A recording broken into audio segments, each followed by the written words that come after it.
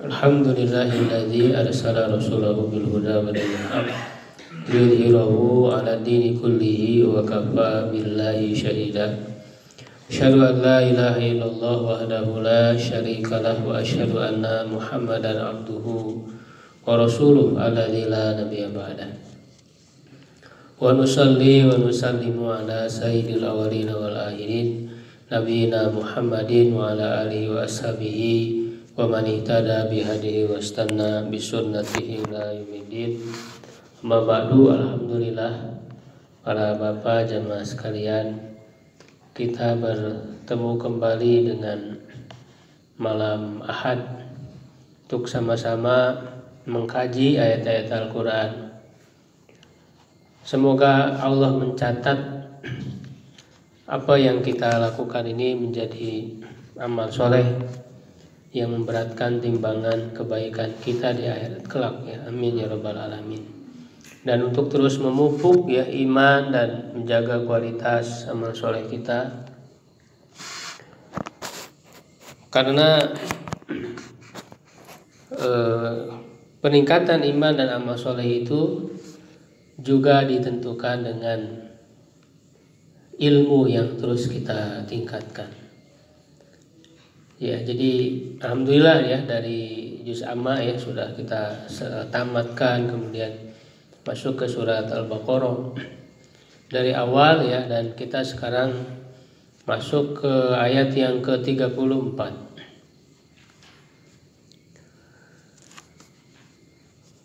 Ini merupakan nikmat yang Allah berikan kepada kita yang harus kita syukuri, di mana kita masih berkesempatan untuk bisa mempelajari firman-firman-Nya.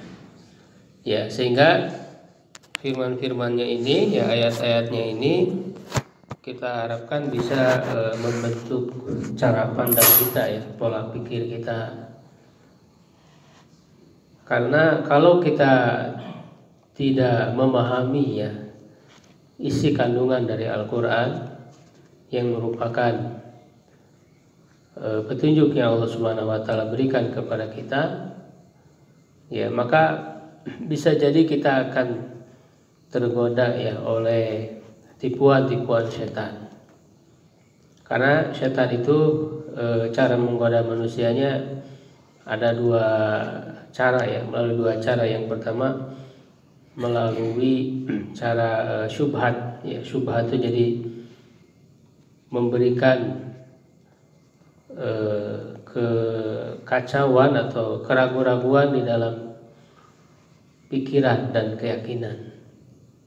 Sekarang banyak ya gangguan, tipuan-tipuan setan di berbagai media sosial, ada tersebar pemikiran-pemikiran, bahkan juga melalui video-video dan sebagainya. Kalau kita tidak memahami bagaimana cara pandang dan pola pikir yang Allah ajarkan dalam Al-Quran, bisa jadi kita malah terjerumus ke dalam cara pandang setan melalui syubhat itu. Dan yang kedua melalui syahwat, cara syahwat.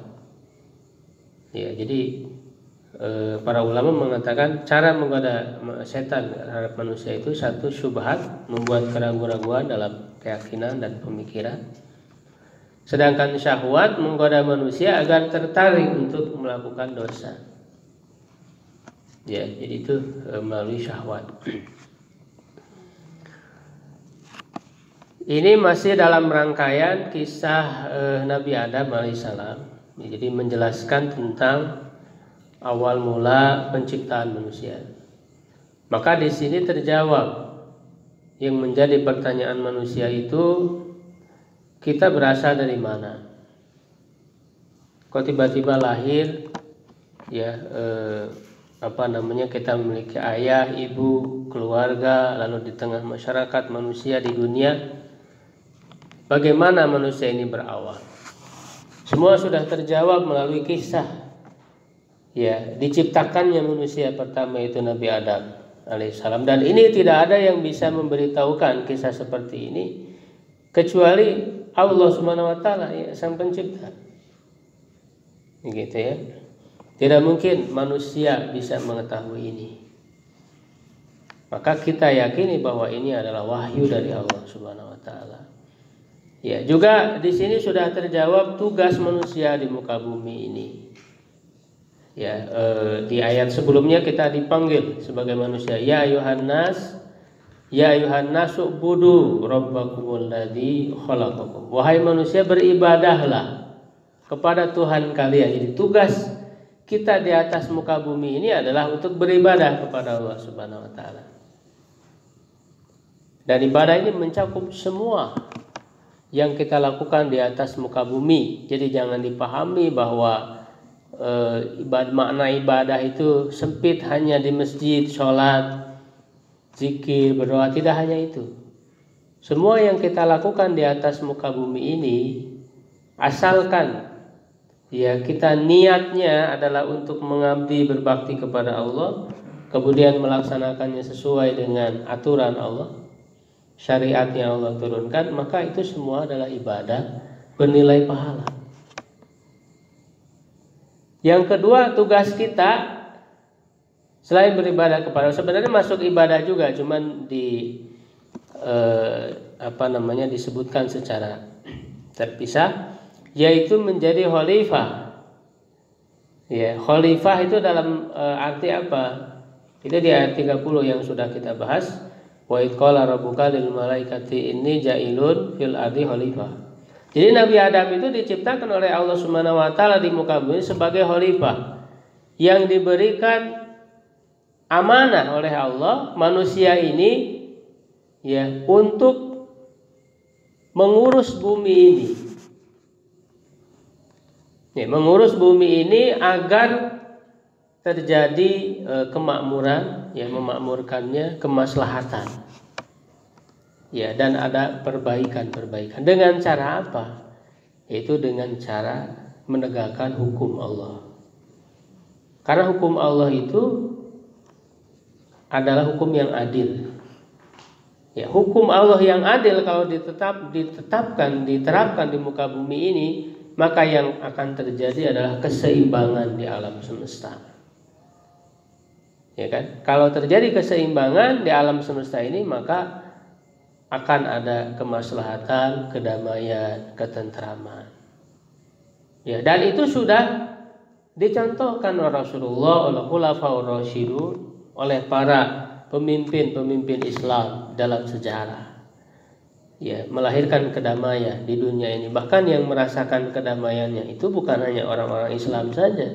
Karena Islam ini agama yang Allah turunkan bukan hanya memberi rahmat bagi orang muslim saja, tapi untuk seluruh alam. Wa ma arsalnaka illa rahmatan lil alamin. Tidaklah kami mengutusmu kecuali sebagai rahmat, kasih sayang bagi seluruh alam. Yang namanya alam itu apa? Ya, bukan hanya manusia. Ya, bukan hanya orang mukmin tapi juga orang kafir merasakannya dan semua makhluk. Jadi alam itu kan adalah semua makhluk Allah. Segala sesuatu selain Allah itu alam. Ya, jadi bumi terjadi keseimbangan, tidak akan terjadi kerusakan. Gitu, yaitu dengan menegakkan hukum Allah. Ya, karena Allah yang Maha tahu atas segala sesuatu, yang Maha tahu terhadap makhluknya, mana yang maslahat untuk makhluknya. Ya, itu semua sudah Allah tetapkan di dalam Al-Qur'an ini. Ya, di dalam wahyunya dan juga di dalam sunnah yang diwahyukan kepada Rasulullah Sallallahu Alaihi Wasallam. Ya, jadi itu tugasnya ibadah dan menjadi khalifah. Ya, Nabi Adam terus keturunan-keturunannya. Ya, dan bermakna secara umumnya bahwa setiap manusia semua bertanggung jawab mengelola bumi ini dengan baik. Ya, dengan setiap amanah yang Allah berikan. Ya, amanah bumi, ya, tanah dan sebagainya, untuk dimakmurkan dengan sebaik-baiknya. Dan nanti akan dimintai pertanggungjawaban di akhirat. Itu makna khalifah itu seperti itu. Ya, makna khalifah secara umum. Ya, walaupun ada makna secara khusus yaitu pemimpin ya tertinggi ya yang memimpin seluruh muslimin di dunia ya, sebagaimana dulu para khalifah ya Abu Bakar Siddiq, Umar bin Khattab, Utsman bin Affan, Ali bin Abi, itu adalah satu orang khalifah tertinggi yang memimpin ya kekuasaan bukan hanya di satu negara tapi juga di seluruh dunia, mencakup berbagai negara. Ya, dan yang ada di bawah kepemimpinannya bukan hanya orang Islam saja.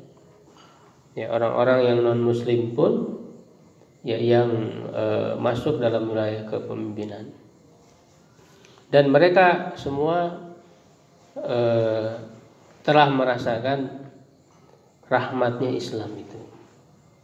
Ya, bahkan misalnya di antaranya ya Khalifah Umar bin Abdul Aziz misalnya termasuk dalam kekhalifahan Bani Umayyah. Ya, saking sejahteranya bahkan tidak hanya manusia yang merasakan ya bahwa sampai zakat itu kan ketika dibagikan itu sudah tidak lagi ada mustahik. Ya, semuanya muzaki semua, semuanya orang yang berzakat. Tidak ada yang menerima saking makmurnya itu.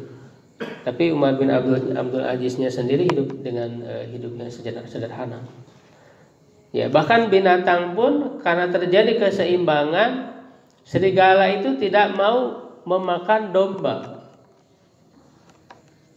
Kenapa? Karena domba itu memang adalah bagian untuk manusia, bukan untuk serigala. Dan itu tidak dimakan. Kenapa? Karena hukum Allah ditegakkan, terjadi keseimbangan di muka bumi ini. Begitu ya. Di sini kemudian Allah Subhanahu wa taala ya menjelaskan kenapa Allah memilih manusia sebagai khalifah, bahkan menjadi makhluk yang paling mulia dari seluruh makhluk yang ada. Ya, jadi karena dia makhluk paling mulia, ya maka dipilih sebagai pemimpin dari makhluk ini. Sehingga semua yang ada di muka bumi ini kan semuanya diberikan untuk manusia. Jadi diberikan fasilitas, silahkan kalian gunakan, kalian kelola. Ya, makanya di ayat 29 kan huwallazi khalaqalakum ma fil ardi jami'an. Dialah Allah yang menciptakan untuk kalian apa yang ada di muka bumi ini seluruhnya.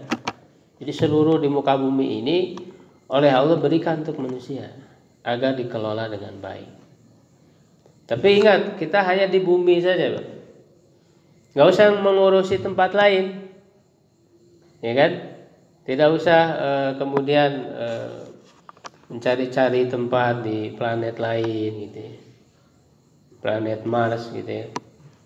Siapa yang mau tinggal di sana. Jadi manusia oleh Allah amanahkan bumi ini. Bumi aja belum diurus dengan benar. Mau mencari-cari tempat lain yang lain lagi. Ya. Nah, di antara keistimewaannya itu apa? Yaitu Allah mengistimewakan manusia bahkan dibanding malaikat sekalipun. Karena malaikat itu makhluk Allah yang mulia juga. Ya, bahkan mereka selalu taat kepada Allah, tidak pernah ingkar, tidak pernah bermaksiat kepada Allah. Karena tidak diberi hawa nafsu. Ya kan? Tetapi semulia-mulianya malaikat, Allah Subhanahu wa taala lebih memuliakan lagi manusia. Ya, tentu kalau manusia itu taat kepada Allah. Ketika manusia kemudian malah bermaksiat, berdurhaka kepada Allah, maka turun derajatnya. Itu sebagaimana di surat At-Tin ya. Laqad khalaqnal insan fi ahsani taqwim. Sebenarnya kami telah menciptakan manusia itu dengan bentuk yang sebaik-baiknya. Ya kan?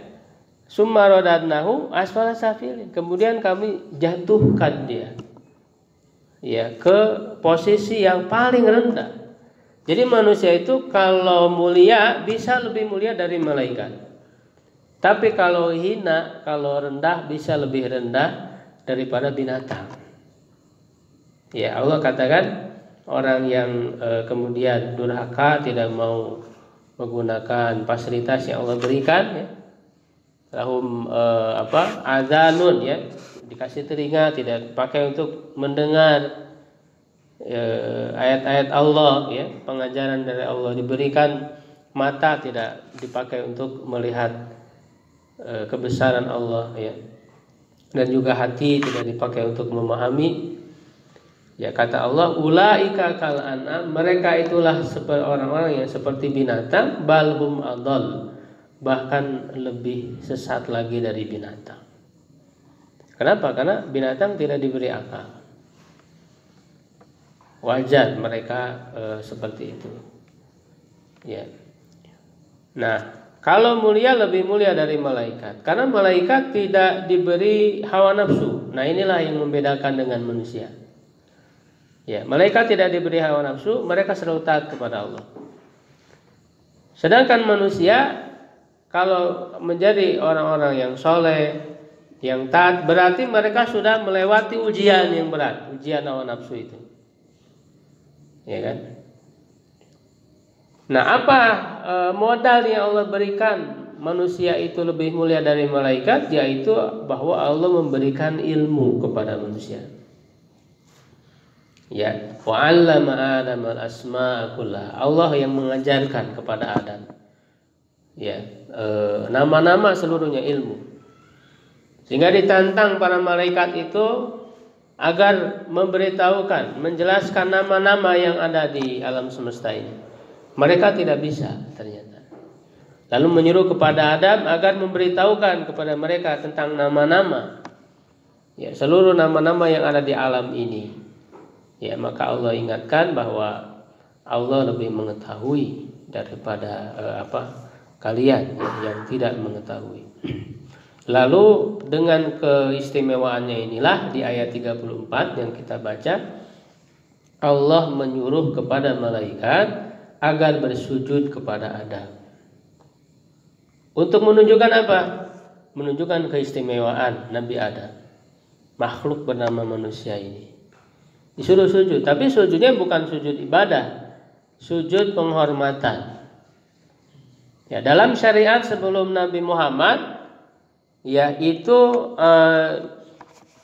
masih dibolehkan bersujud, ya, kepada selain Allah, dalam arti, ya, adalah untuk sujud penghormatan.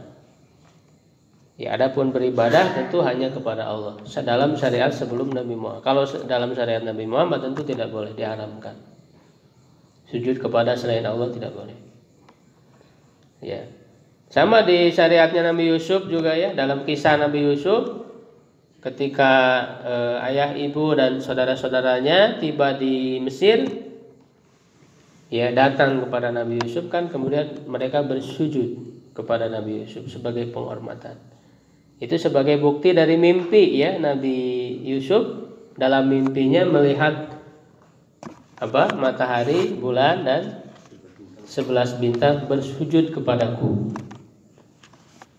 Ya, disuruh sujud. Illa iblis, kecuali iblis. Dikecualikan. Siapa iblis ini? Ya, ini memang ada perbedaan pendapat di kalangan ulama, apakah iblis itu termasuk malaikat, ya, ataukah termasuk jin, ya. Tapi yang lebih kuat, dia termasuk dari golongan jin. Karena di ayat lain disebutkan jelas, ya, fa fasaqa an amri rabbih kana minal jinni, dia itu termasuk dari golongan jin. Ya, dan kalau malaikat tentu bertentangan dengan sifat malaikat itu sendiri, kan, yang tidak pernah membangkang kepada Allah. Sedangkan iblis kan membangkang. Jadi dia bukan dari golongan malaikat. Nah, kenapa kemudian dia masuk dalam perintah disuruh sujud oleh Allah kepada Adam, padahal yang diperintahkan malaikat. Wa id qulna lil malaikati, kepada malaikat. Karena memang iblis itu pada saat itu sudah dimuliakan, diangkat oleh Allah, disatukan bersama para malaikat. Ya, sehingga otomatis dia terkena perintah juga dari Allah. Jadi iblis ini adalah asalnya jin yang taat gitu ya sebelumnya itu kepada Allah. Sehingga diangkat, digolongkan kepada dengan para malaikat. Tetapi ketika diciptakan Adam, barulah muncul ya sifat asli dari iblis itu, dia dengki, tidak suka kepada Adam itu. Sehingga terbukti ketika disuruh sujud oleh Allah, ya dia enggan, ya aba wastakbara, enggan dan sombong. Ya, dan dia termasuk yang kafir. Ya. Nah, ini kan perkataannya kenapa menolak ketika disuruh sujud, dia mengatakan ana khairum minhu, saya lebih baik dari dia. Ya, khalaqtahu min tin wa khalaqtani min nari. Ya kan? Engkau menciptakan aku dari api dan engkau menciptakan dia dari tanah. Jadi menurut iblis api lebih baik daripada tanah. Ya. Itu iblis, logikanya iblis gitu ya, seperti itu. Nah, sehingga dengan pembangkangan iblis inilah ya, yang tadinya dia itu taat kepada Allah, ya karena kedengkian itulah melahirkan sifat pembangkangan kepada Allah. Maka kita harus hati-hati, Pak, dari sifat dengki itu. Ya, kadang membutakan.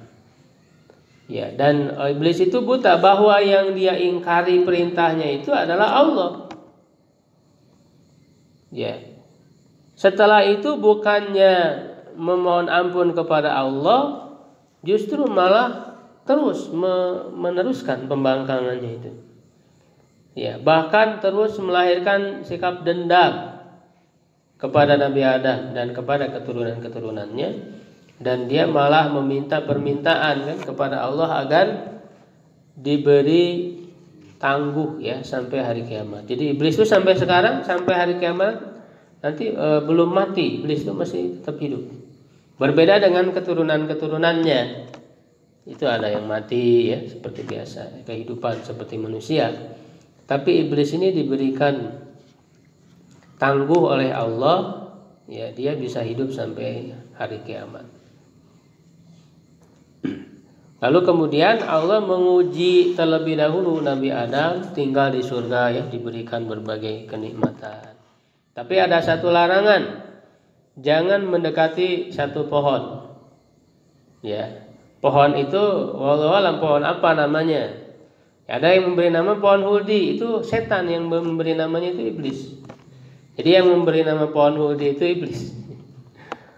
Ya, huldi itu artinya kekal.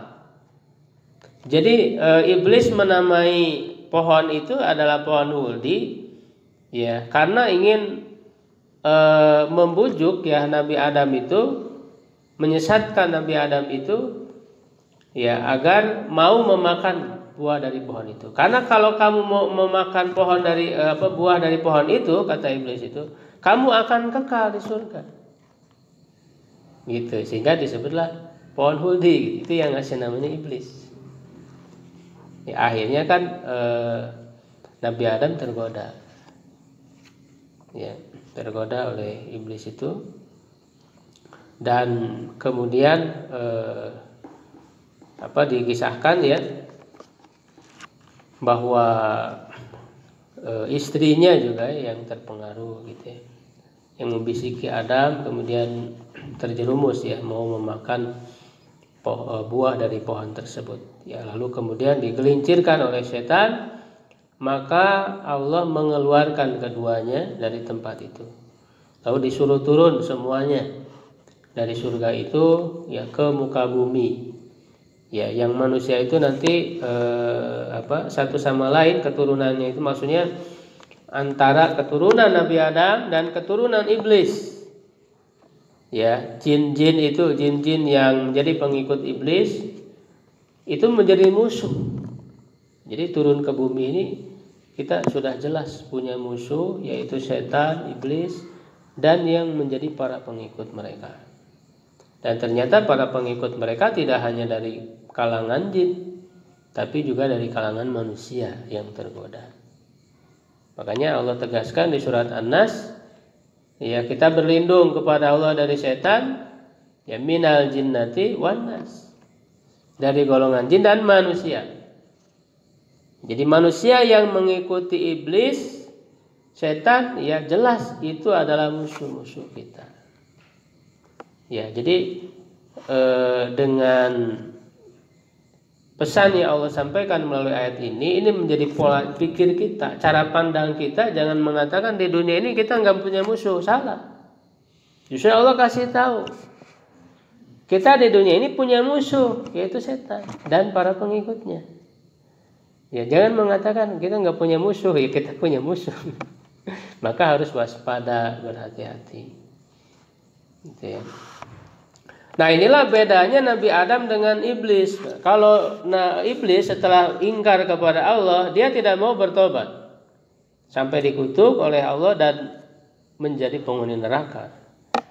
Sedangkan Nabi Adam, ya dia hilaf, ya berbuat salah kepada Allah, bahkan sampai dihukum gitu ya. Dikeluarkan dari surga, diturunkan ke bumi, tapi setelah itu segera bertobat kepada Allah. Ya. Nah, maka kalau kita mengikuti nenek moyang kita, ya ayah pertama kita manusia itu Nabi Adam, ya maka ketika kita berbuat salah, ya segera ya bertobat, mohon ampun kepada Allah. Ya, fatalaqa Adamu min rabbih kalimat. Adam menerima dari Tuhannya beberapa kalimat. Kalimat di sini ditafsirkan di surat Al-A'raf, ya, di ayat lain. Maksudnya adalah doa. Diajarkan doa, yaitu doa apa? Rabbana zalamna anfusana wa illam taghfir lana wa tarhamna lanakunanna minal khasirin. Itu kan doa Nabi Adam setelah berbuat dosa ini. Lalu oleh Allah mengampuninya, karena Allah Maha Pengampun, penerima taubat. Ya, lalu diturunkan ke muka bumi ini. Nah, jadi ditempatkan di surga itu sebagai ujian dulu gitu, dikasih ujian. Walaupun kan pada awalnya di surat di ayat 30 tadi kan Allah menciptakan Adam itu tujuannya di mana? Ini jailun fil ardi, di muka bumi. Sebagai khalifahnya itu di muka bumi, bukan di surga. Tapi oleh Allah tempatkan dulu di surga sebagai ujian. Ya, supaya tahu bahwa nanti di bumi itu ada musuh yang harus diwaspadai, yaitu iblis tadi, ya, setan itu.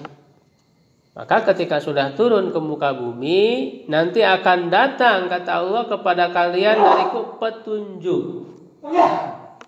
Allah tidak membiarkan manusia kemudian hidup di muka bumi ini begitu saja. Allah bekali dengan petunjuk. Ya, maka dari waktu ke waktu Allah terus mengutus rasul-rasulnya, menurunkan kitab sucinya. Tidak membiarkan manusia tersesat. Selalu Allah berikan petunjuknya dengan mengutus para rasulnya.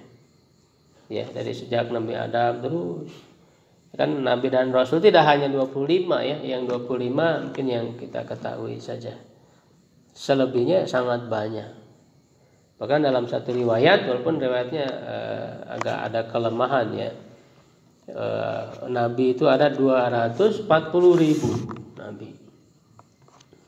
Yang menjadi Rasulnya sekitar 313 Rasul. Makanya kan di Quran dijelaskan, di antara Rasul itu minhum man qasasnahum alaika wa minhum man lam naqsushum alaik. Di antara Rasul itu ada yang kami kisahkan kepada kalian dan ada yang tidak kami kisahkan. Yang kita tahu ya apa yang Allah sebutkan dalam Al-Quran sebagai Nabi, ya kita yakini. Tapi kalau Allah tidak kasih tahu dan Rasulnya, ya tidak bisa kita. Karena itu informasinya mutlak hanya dari Allah melalui wahyu saja. Tidak bisa mereka reka, mungkin ini Nabi, tidak bisa. Ya. Nah, siapa yang mengikuti petunjukku, kata Allah, faman tabi'a hudaya fala khaufun 'alaihim wa lahum yahzanun. Maka tidak ada rasa takut ya atas mereka dan mereka juga tidak bersedih hati. Ya, jadi jelaslah ya, kita hidup di dunia ini Allah akan berikan petunjuk dan sampai sekarang Sampai akhir zaman Allah terus menjaga, bahkan petunjuknya dijaga. Al-Quran terjaga dari perubahan, ya, dari campur tangan manusia. Adapun kitab-kitab sebelumnya kan Taurat, Injil itu sudah ada campur tangan manusia, tidak lagi asli. Tapi Quran Allah jaga sampai hari kiamat, tidak akan pernah ada campur tangan manusia. Ya kan? Begitu juga hadis-hadis itu bisa diteliti mana yang benar-benar berasal dari Rasulullah yang sahih, ya kan, mana yang ada kelemahan atau bahkan palsu, semua merupakan penjagaan Allah. Bahkan dalam hadis juga dijelaskan, ya, umatku itu akan ada, ya, akan ada kelompok dari umatku yang berada di atas kebenaran, yang tidak akan dipengaruhi, ya, dimadorotkan oleh orang-orang yang menghinanya, mencelanya, merendahkannya. Dia tetap istiqomah dalam kebenaran, ya, sampai datang ketentuan Allah bagi orang-orang beriman.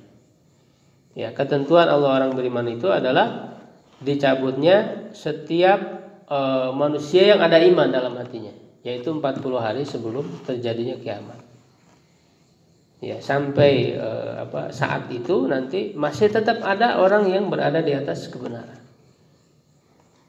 Gitu. Jadi artinya Allah akan menjaga manusia ini, tidak membiarkan tersesat. Nah, maka diantaranya, ya, kita pelajari petunjuk Allah, kita jadikan pegangan, gitu ya, kita amalkan. Jangan sampai kita terlepas, ya, tergoda, ya, pikiran-pikiran kita, karena setiap hari itu masuk, Pak, lintasan pikiran itu. Kalau kita tidak berhati-hati bisa jadi tersesatkan. Ya, mudah-mudahan apa yang disampaikan bisa bermanfaat. Kalau ada yang ditanyakan, silakan.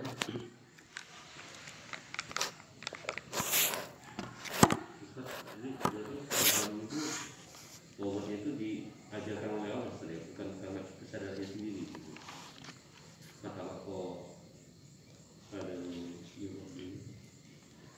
Bertobat dengan kesadaran sendiri, karena ketika manusia diciptakan itu kan sudah diberikan pilihan dalam dirinya, apakah dia mau tobat mau tidak, itu sudah ada kesadaran sendiri, ya kan. Makanya ketika makan buah itu, ya, dari pohon itu kan langsung tersingkap auratnya, maka dia lalu berlari kan menjauh, ya, dan pada saat itu sadar bahwa mereka berdua sudah melanggar larangan Allah, ya, dan bertobat. Lalu diajari oleh Allah kalimat untuk tobatnya itu, ya.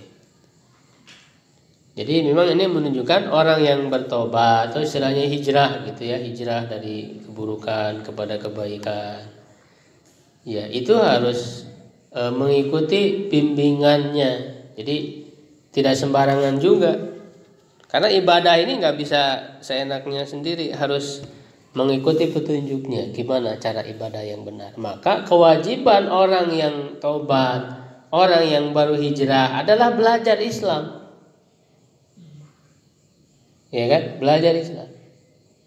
Ya, sampai masuk Islam tapi tidak belajar sungguh-sungguh Islam, bahkan malah tergoda, ya, oleh bisikan-bisikan setan itu, malah secara tidak sadar menentang syariat Islam itu. Pelajari dulu Islam yang benar, ya, jangan malah jadi mu'alaf, justru salah belajar. Belajarnya salah, akhirnya hal-hal yang ditentang dalam Islam, misalnya LGBT dan sebagainya, ya kan, yang jelas-jelas diharamkan oleh Allah, itu malah dibela. Kekufuran itu dibela, ya. Ada yang begitu, Pak.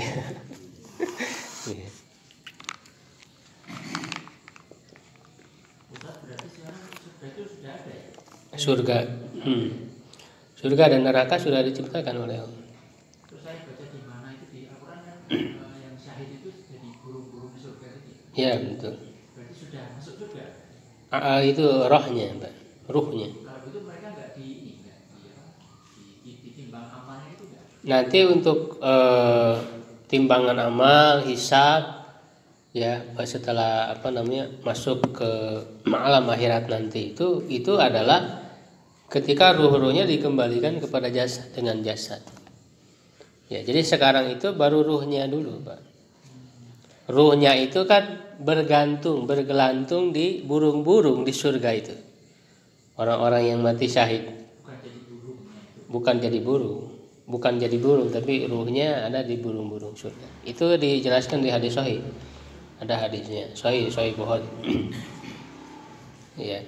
Jadi belum dengan jasa. Nah, nanti ketika kiamat masuk alam akhirat ada perjalanan, ya, itu ada hisab, mizan, ya, timbangan, ada sirat, melewati jembatan sampai nanti masuk ke surga neraka. Itu adalah dengan jasad. Makanya kan hari kebangkitan tuh, ya artinya ruhnya disatukan lagi dengan jasadnya. Begitu. Jadi di alam kubur itu mereka mendapat nikmat kubur kalau orang beriman. Itu ruhnya itu mendapat nikmat kubur. Adapun jasadnya kan hancur. Jasadnya itu. Baik, ya. Kalau pohon kuldi itu berarti masih ada sampai sekarang. Pohon apa, Pak? Yang tadi dimakan itu kuldi. Nah itu nanti kalau udah masuk surga semua jangan mendekati sebelah itu. Enggak, Pak, udah enggak ada larangan lagi. Itu kan hanya dulu saja kepada Nabi Adam. Ketika masuk surga nanti itu sudah enggak ada larangan. Semuanya menikmati semua yang ada di surga. Enggak akan lagi dikebumikan lagi, udah selesai. Abadi sudah setelah itu. Ya. Baik, cukup, insyaallah, mudah-mudahan perkuat. Ya. Iblis itu satu. Dia dari jin, ya, dari bangsa jin iblis itu. Jadi dia rajanya jin gitu. Ada keturunannya. Nah, itu kan jin-jin itu kan keturunan dia. Jadi ditangguhkan iblis satu. Ya, tapi dari kalangan jin itu ada yang jadi pengikut iblis kafir, ada yang muslim juga jinnya itu.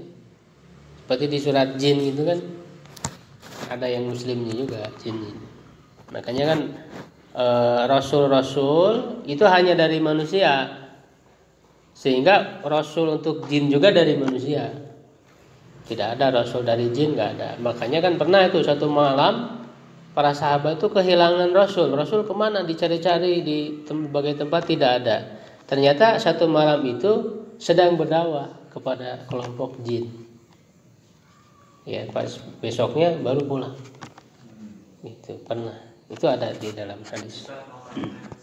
Iya. Apa itu namanya? Kan kita disuruh menjaga alam ya, tapi kan di ayat itu kan. Tapi kenapa kita kalah kayak pasal sama umat Hindu lah, kan kalau umat Hindu kan menjaga maksudnya pohon kayak ada batasan-batasannya. Kenapa ya benar kita kayak menjaga itu tapi makin kesini kok ya kemana gitu. Tanya gitu. Iya. Ya makanya kenapa misalnya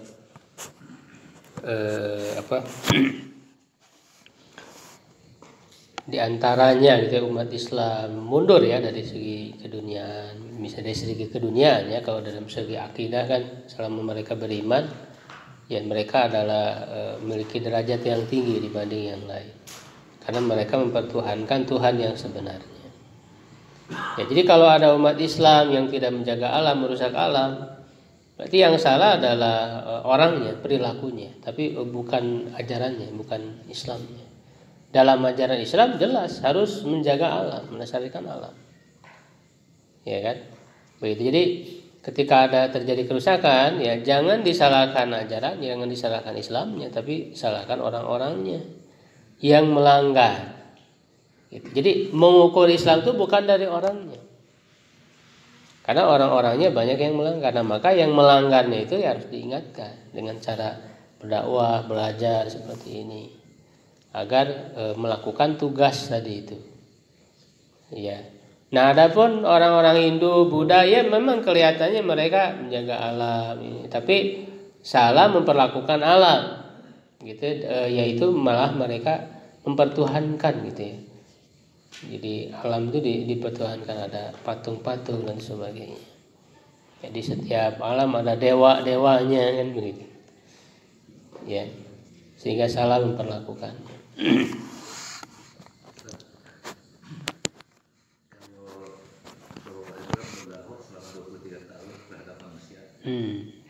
Tapi terhadap jin itu kan hanya satu malam saja, dan itu bukan di akhir kerasulan kan.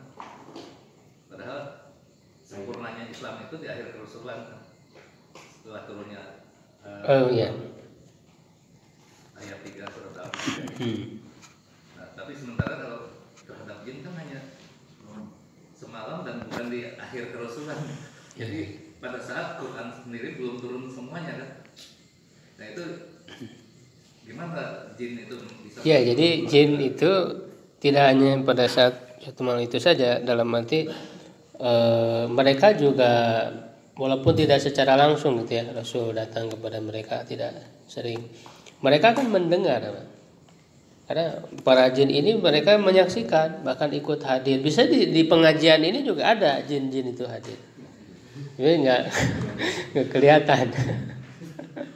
Makanya kan dulu ketika Rasul mengimam sholat wadi Nahlah itu kan, itu ada kelompok jin yang mendengar, Rasul tidak tahu. Ya, sampai diceritakan di surat jin itu kan, cerita di surat jin itu adalah ketika Rasul sedang sholat bersama sahabat, di belakang ada kelompok jin yang mendengarkan. Gitu. Jadi setiap Al-Quran yang disampaikan sampai nanti setelah sempurna gitu ya, seluruh Al-Quran, nah itu jin itu juga ikut mendengar, walaupun tidak secara langsung gitu Rasul berbicara kepada mereka, termasuk di majelis-majelis beliau itu bisa jadi hadir gitu, walaupun tidak tahu gitu, sahabat yang lain tidak sadar. Jadi sampai kepada mereka, kepada jin itu. Ya, dan nanti dari jin-jin itulah yang ada para dai-nya yang menyampaikan lagi gitu, di kalangan mereka. Dan itu menjadi tugas mereka ya, para dai di kalangan jin. Kita tidak dibebani untuk berdakwah ke kalangan jin ya. Cukup kepada manusia saja. Allah a'lam bishawab. Aqulu qouli hadza wa astaghfirullah li wa lakum. Assalamualaikum warahmatullahi wabarakatuh.